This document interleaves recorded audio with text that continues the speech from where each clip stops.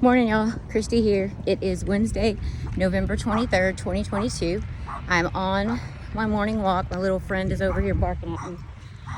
You know, I see him every morning. He acts like he doesn't know me, but we are acquaintances. He always charges out from wherever he's at and comes and runs right up to the yard line and barks at me. It's too cute. But I am going to give my quote because I actually have it because I was reading my book. I didn't want to stop. It was getting really good, and it's actually from one of the entrepreneurs that Greg and Sharon, who are the authors of this book, interviewed about their success story, you know, to give insight into how they became successful entrepreneurs. And this guy is Taddy Bleacher, and he is an educator from South Africa. And he actually started the first university in Johannesburg for underprivileged students that couldn't afford to go to a university, but they had the desire to better themselves and become professionals in society. And so he actually started it from his fax machine. And they asked him how he became successful. And so I want to read his quote. It's a little bit long, but it's actually very deep. And you know, it really resonated with me. And like I said, I choose quotes that speak to me. So his quote, and this is again by Taddy Bleacher, I think that's how you spell his last name, Blecher, and he's from Johannesburg, South Africa.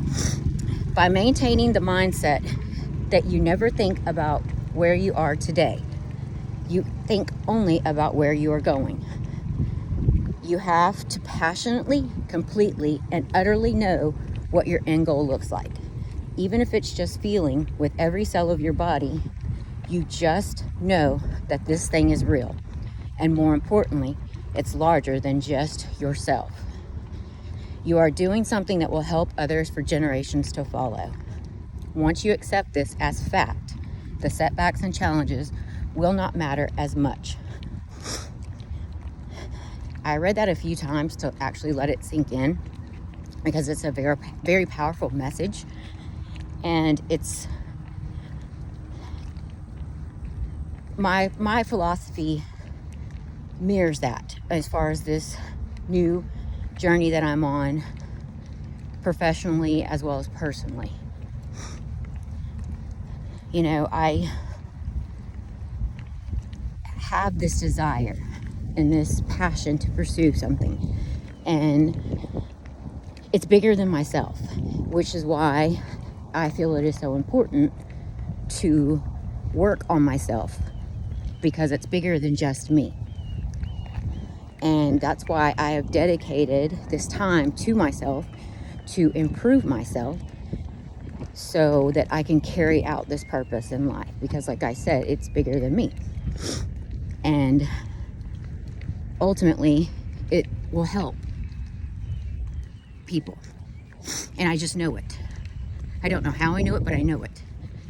And as the book, you know, has said in multiple books that I've read, you cannot help anyone unless you have helped yourself. You don't have any credibility. You know, who am I to tell you, oh yeah, this works, if I didn't do it myself? So, you know, I have been through a lot of things in my life, you know, professionally as well as personally. And I do have experiences to draw upon. I just don't share them. But now, you know, I'm starting to realize that sharing, you're supposed to share. You know, maybe I have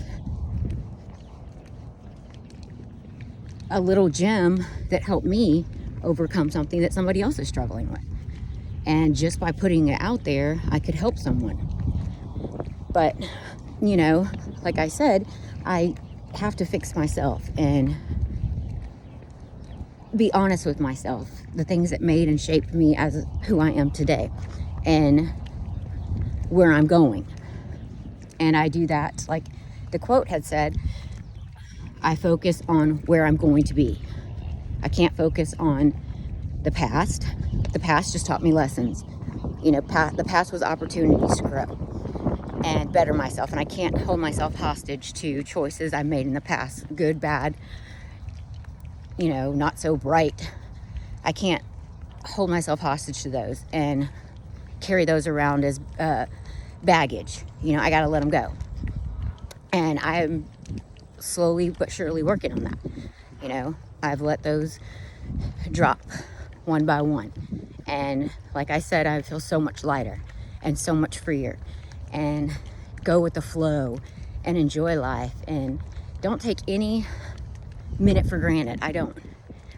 I cherish every moment that I'm awake, and every minute is an opportunity to learn and grow, personally as well as professionally. So I really thought that quote or that passage was deep, and it was deep, very deep, and it impacted me personally because I can relate to it. It's exactly how I feel, that it's bigger than me and it has to be done. And yes, someone else may be doing what I'm doing, but it's not unique. It's unique to them, and mine's going to be unique to me. And the world is big enough for everybody to do what they're passionate about, because you just need to make it different, make it be tailored to you and about your experiences. Not that you are an expert, because I'm not claiming to be an expert, but I have lived life, and I've made mistakes, and I've had success. And you know, it's worth sharing, you know, because maybe somebody will relate. I know I relate to a lot of these people that I read and I watch videos. I can relate a lot. I listen to the podcasts. You know, my favorite is Real AF by Andy Frisella. Love it. Like I said, it is not for everyone. If you're easily offended, do not listen to it. You know, if you get your feelings hurt easily, do not listen to it. If you get angry over people voicing opinions on various subjects, do not listen to it. But to me, it motivates me. You know, it's real stuff. It's real talk. I don't like stuff being sugar-coated. And he doesn't sugarcoat. You know, I'm just I like to hear things bluntly. They don't have to be all packaged nice with a bow and sensitive for my feelings. No, I want to hear it like I want it coming like a freight train coming right at me.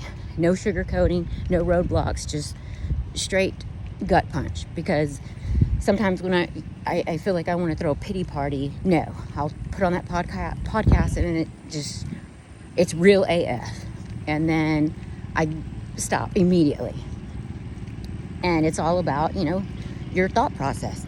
So that's why I don't ever give myself the opportunity to think any other way but great and positive.